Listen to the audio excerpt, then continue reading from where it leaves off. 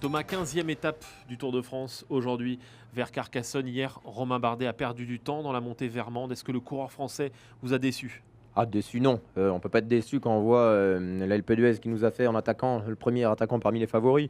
Après, Mende, c'est particulier. L'étape a été tranquille, vraiment tranquille. C'est une course de côte.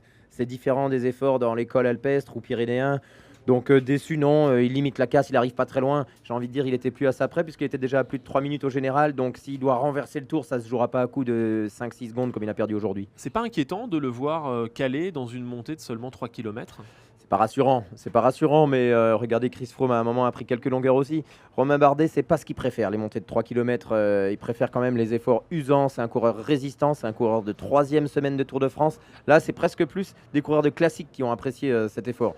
Après, je vais pas vous dire que c'est pas rassurant non plus, ça c'est certain, mais c'est vrai qu'on s'attendait à avoir un Romain Bardet en meilleure position à ce stade de la compétition. Mais son équipe a quand même été, il faut le souligner, touchée par la malchance énormément depuis le début du Tour de France. Son équipe a roulé au début de cette montée hier de Mende. Et on pensait que Bardet était fort quand on a vu son équipe devant. Et en fait, c'était pas le cas.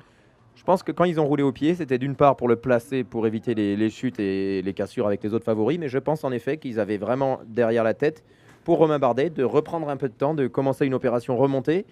Et Romain n'en avait pas les moyens sur cette côte de la Croix-Neuve. Il va tout miser sur les Pyrénées. Alors, je pense que du côté d'AG2R La Mondiale, on reste peut-être optimiste, mais on sait aussi ce que c'est le Tour de France. Et Romain n'est pas deuxième du général, même s'il n'est pas loin. Mais en termes de temps, il a 3 coureurs devant lui. 4 peut-être même d'ailleurs, il est peut-être 5e du général. 5e, absolument. Ça fait 4 coureurs à dépasser avec un débours de temps quand même important. C'est pas comme s'il avait qu'un coureur à renverser, il en a 4. Il peut encore rêver du podium? Le podium, oui.